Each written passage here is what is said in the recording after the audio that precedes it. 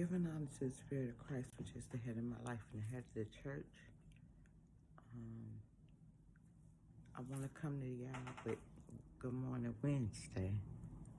And I'm going to pick up where I left off about my Post-it note journey. Because I was just sitting here and I was just thinking about, the goodness of Jesus and all that he's done for me. And how my soul cries out, hallelujah. Thank God for saving me. I thank God for his saving grace. Y'all forgive me, that's toothpaste. I thank God for his saving grace. I thank God for life, health, and strength. I thank God for Mount Iraq Transformation Ministry, where the honorable and wonderful Cynthia Martin and Coleman Martin are my apostles, along with Pastor Arthur Bogood and Cynthia Bogood, of course, is my pastors. But I also want to go into my Post-it notes, and I pulled out live for love and not hate. I want to speak on that, but I want to speak on it from a biblical term. I want to go to the man with the withering hand. Again, entering the synagogue, a man was there with a withered head, and they watched Jesus to see whether he would heal him on the Sabbath, so that they might accuse him. And he said unto the man that with the withered hand, come here. And he said unto them, say it is lawful on the Sabbath to do good, to do harm, and to save life or kill. But they were silent, and he looked around with them angered, grieving at their harshness of heart, and said to them, stretch out your hand. He stretched out his hand, and his hand was restored. The Pharisees went out and immediately held a council with the Herodians against him to destroy him. Okay, they wanted to destroy God. They wanted to destroy Jesus because he actually did a miracle on the Sabbath. He actually did something against the will. But if we live for love and not hate, just because somebody does something outside of your will or do something that you don't like, doesn't mean that they didn't have a purpose of doing it. Doesn't mean that you can marvel and say, oh, poor him, and do nothing. And then when a person does something, you ridicule them for that. You ridicule them for being gay. You ridicule them for not going to the same church as you. You ridicule them for having injustice and feel like, oh, Black Lives Matter. Oh, no, all lives matter. Okay, well, we live in Chicago, and I live in this state right now.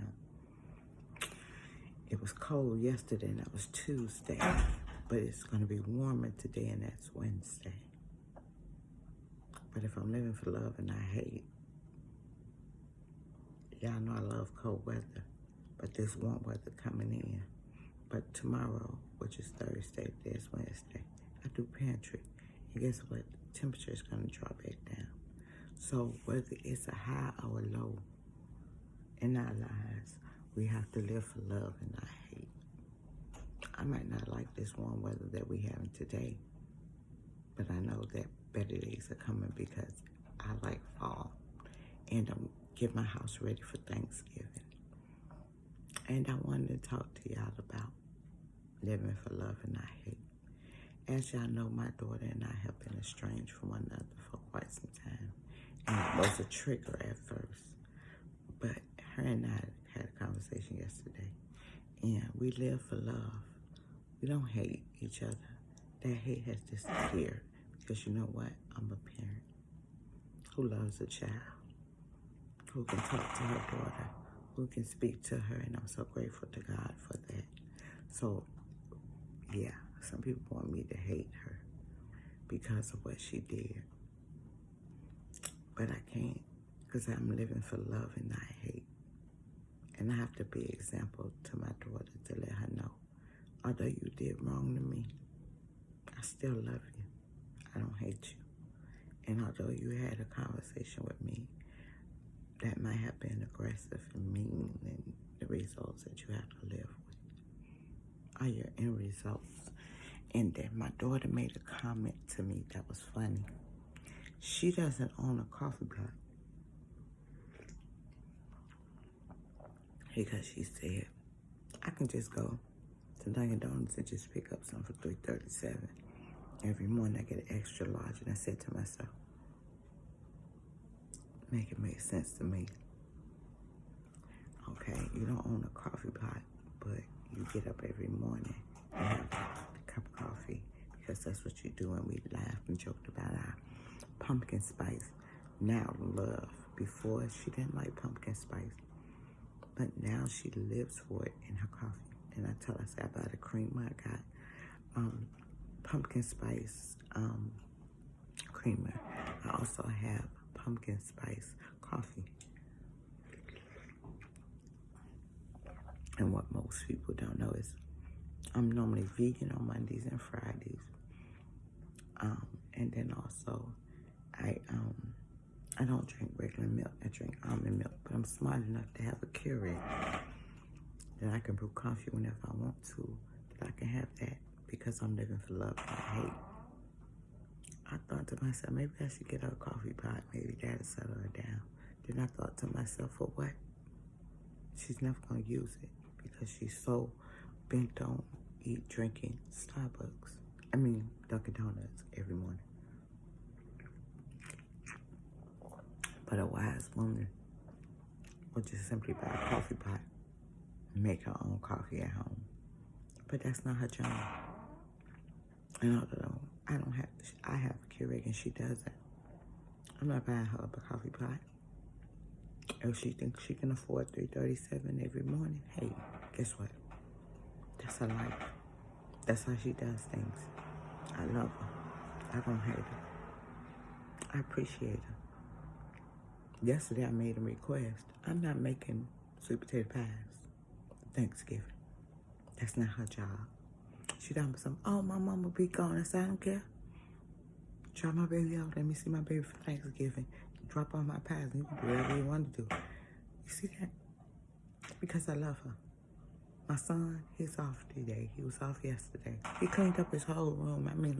Mopped the floor, rearranged things, did everything. I'm sorry y'all hearing that noise because the wind is blowing in my house and my door technically is 100 years old. And it kind of creeps me out sometimes that when it's not closed, the wind can blow it up and down and back and forth. But then that's what it is when you live in a place that you love and that you're not hating on 100-year-old doors and the wind blowing and things moving in your life and wind blowing in your life. Because you need to live for love and not hate. I watched 2 trials because I like watching trials, and I watch the Aubrey case that's going on. And I'm also watching a young man who shot another black man who was in the neighborhood.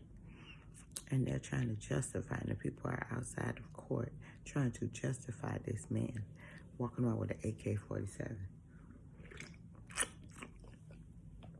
Well, riots was going on.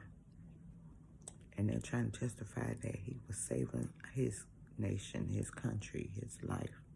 But if we live for love and not hate, then we can understand. Sometimes what you do has consequences. And if you live for love and you loved your community, you wouldn't have killed 2 people and injured 1 with an AK-47. Because apparently you had some hate established and you wanted justice on your own. So now justice is being dealt with you. In the Aubrey case, you got a son and a father and then another friend chasing a man down the street. Didn't know him, saw him several times going to this abandoned house. But on this one occasion, they got together, 3 people, jumped in a pickup truck, hunted him down, and killed him. Now, we all know these 2 cases are both racially motivated, have some hate that's going on, hate for the person that murdered someone. Hate for the police system that didn't do their job or didn't do what they were supposed to do. But we have to realize we live for love, and love is about justice. Whether justice is served or not, it's our response to the activities that went down, is our end result. Do we hate and start another feud and tear up the world again because this man was proven not guilty? We don't know. All we can do is sit back and watch. And then, do we understand that 3 men chased down a black man, and all of a sudden now they're standing trial, and one of the charges was dropped, and we're wondering if the rest of the charges are going to be proven not guilty? We have to sit back and watch, but one thing I can tell y'all, I live for love and not hate. I have a ministry called Salvation for the Sinner, LLC. And I've been having some discomfort in my stomach, and they found a hernia. But if I'm living for love, I'm not concerned about that hernia. Do I have pain? Yes. Do I take pain meds? Yes. Do I take all my vitamins? Yes. Am I really good health-wise as far as my numbers? Yes. Am I gaining weight? But am I in pain? Yes. But I'm living for love and not hate. I was talking to my ex-husband, my current husband. I won't even call him ex, he's my current husband. And we was making a joke about the people in his life and how long they've been in his life, and how did he get 2 people who he hid secrets from until the end, and then when they found out about how he lives his life, they had a problem with them. And I'm saying to myself, I don't get it. Make it make sense to me, because it doesn't make sense. You know, you got 2 women in your life, and one's concerned about your health. The other one pops up on the scene and makes a phone call every now and again. But then again, that's something you entertain and not me.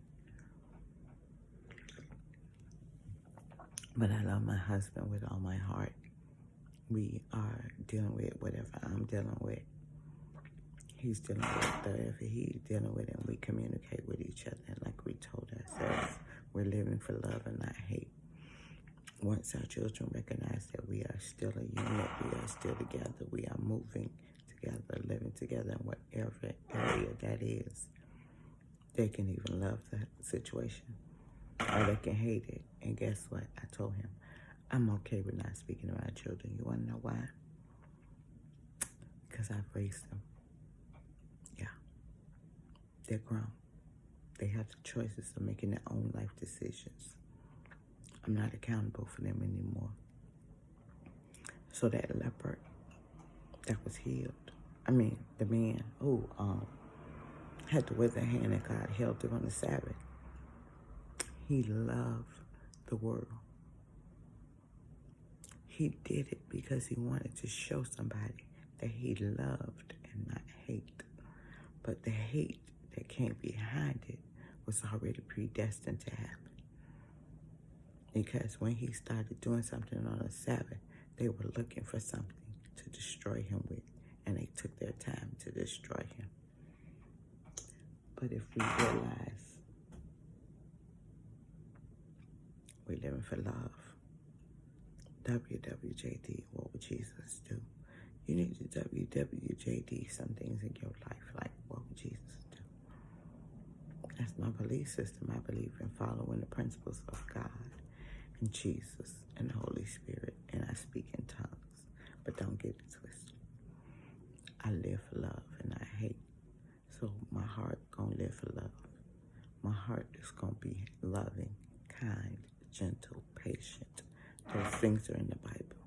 But the one thing I don't do is hate. I don't hate on someone's lifestyle. I don't hate on your area or your location or the things of that matter that concern you. Because you know what? I'm living for me. And what my situation is may not be your situation. My belief system works for me, and your belief system works for you. You just have to apply it and make sure it makes sense. Because me making coffee this morning makes sense to me. Me not going outside my house, today being Wednesday, makes sense to me.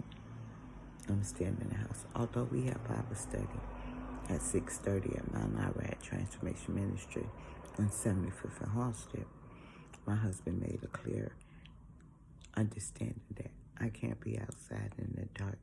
He finds it very heartening for me to be outside in the dark. He's very concerned about me when it comes to living in Chicago, being outside in things of the dark. And he tells me, don't go outside if it's nighttime. And I oblige him by doing just that.